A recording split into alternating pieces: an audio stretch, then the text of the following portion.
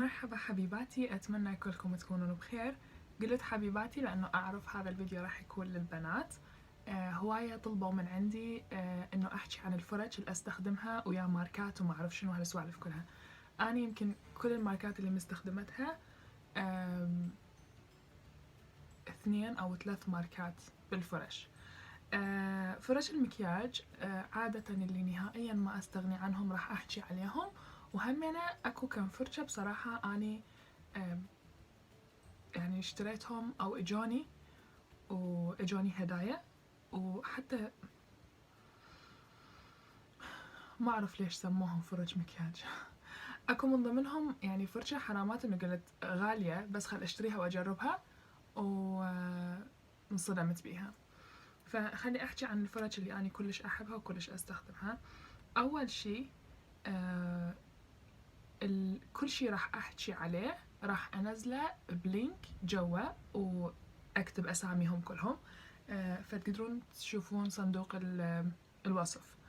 فأول فرشة راح أحكي عليها اللي هي اشتريتها، توقعت راح تكون كلش صعبة بس بصراحة كلش حبيتها. هي من ريل تكنيك الكونتورينج. طبعا شوفوا مجربة أشياء على يدي. الكونتورينج براش كلش حلوة. ليش؟ من أريد أسوي بها كونتور للخدود أخليها هيجي أوكي، أسوي بها كونتور. بس إذا عاد أسوي بها بالخشم أخذ بس خط هنا يعني بالحافة مالتها أوكي، وأخذ بعدين فأستخدمها الكونتور. كلش حلوة من ريل تكنيك الكولكشن اللي كانت جديدة مالتهم، ما أدري إذا بعد جديدة ولا لا. الفرشة الثانية اللي حابة أحكي عنها هي البلاش مالت الخدود أوكي. هاي كلش حلوة بس أنا بصراحة ما أستخدمها كبلاش، أستخدمها للهايلايت. كلش كلش حلوة. هسه أريد أشوفكم. أخذ من ذا بال الهايلايتر كلش كلش كلش حلو هذا، ماري لومينايزر اسمه، وراح أخذ بهاي الفرشة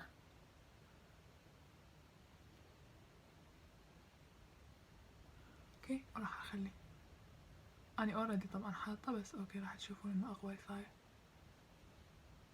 كلش زينة يعني فظيعة فظيعة، وتقدرون تستخدموها للهايلايت والبلاش نفس الوقت.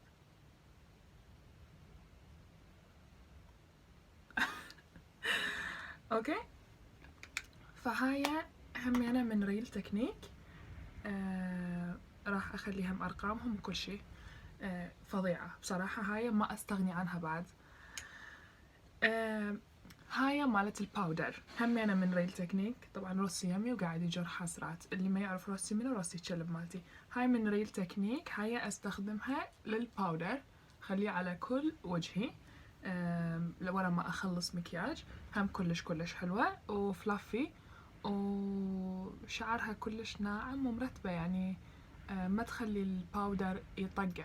هاي همينة للكونتورينج، بس هاي اكثر شي استخدمها على مود اسوي بلند للكونتور، يعني اخلطه ما ادري راح اقول. يعني مو حطيت الكونتور هنا اجي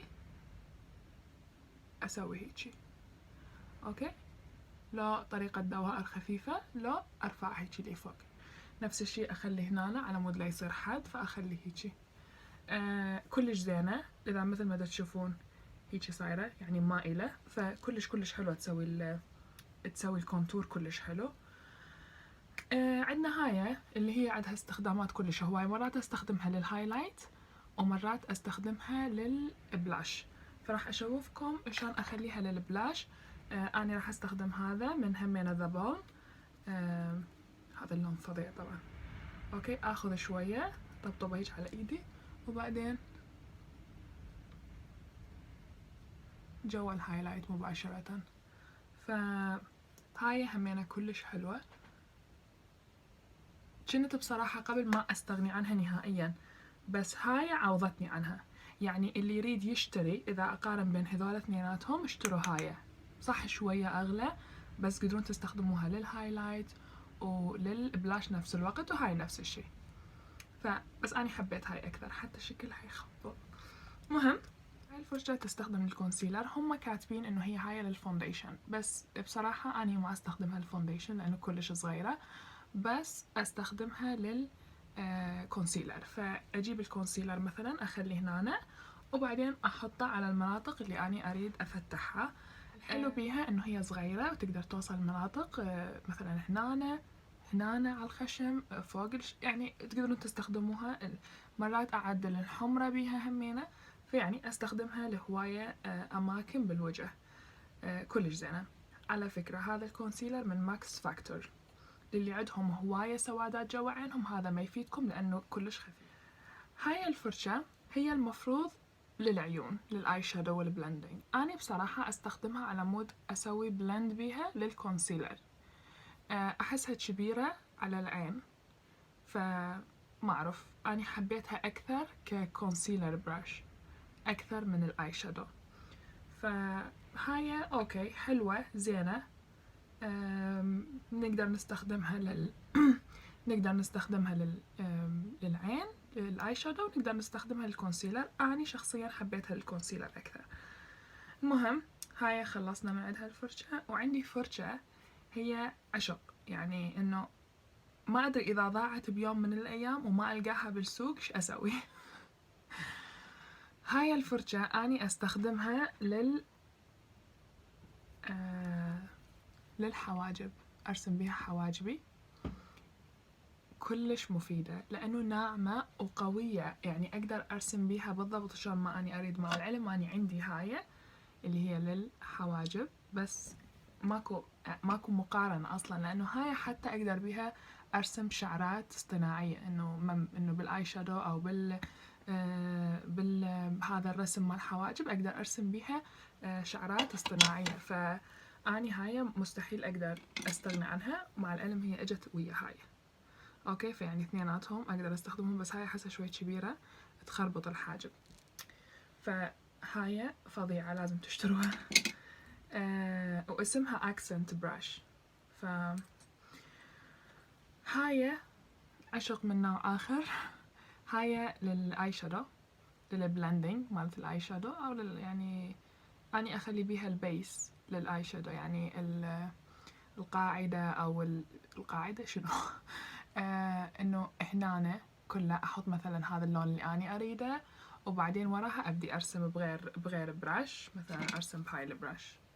اوكي، ف هاي كلش زينه للبلندنج، كلش زينه. وهمينه زينه انه تحطين عليها تحطين مثلا جليتر اللي هو هاي اللماعيات وهيجي على مود ما يوقع، لان هي شويه قويه.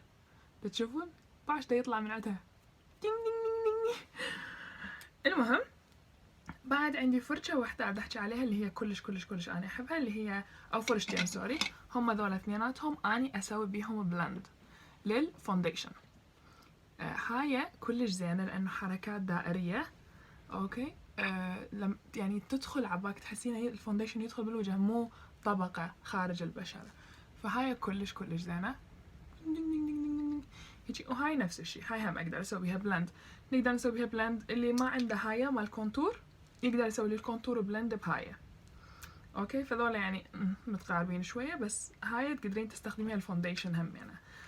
احكي عن شغله يعني كلش قهرتني اللي هي هاي الفرشه. هاي الفرشه من هم يعني من ريل تكنيك، طبعا كلهم شوفتكم اياهم من ريل تكنيك كلهم لحد هسه.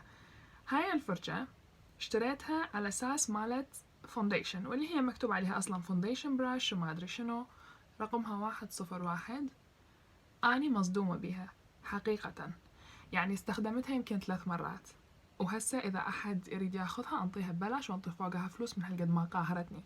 ليش؟ لانه من تحطوا يعني عادة لما نريد نحط الفونديشن يا اما نحطه بايدنا اوكي، وبعدين نبدي نمسح الفونديشن. بس هاي يعني ما اعرف تصميمها بالضبط شنو. اوكي، انه ليش هاي هيجي اوكي وقوية. ولما جربت احط الفونديشن دايركت عليها على مود احط، يعني ما اريد اوسخ ايديا، تمتص الفونديشن اوكي، يعني تدخل بالشعر داخل. فهاي ما انصح اي احد يشتريها بصراحة. اني نهائيا ما والمتني، جوز هسه يجي او تجي وحدة ثانية تقول اني والمتني، اني نهائيا ما والمتني لا من قريب ولا من بعيد. فهاي نو.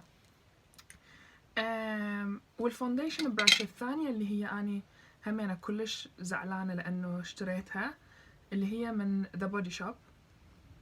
ما أعرف إذا أكو هواي ناس يعرفون إنه يبيعون هم فرش، كانت أبد مو زينة، فهي هاي كانت بصراحة أول وآخر مرة أشتري من عندهم براش، بس قلت أجرب، كان عليها تخفيضات وهيجي فقلت أجرب.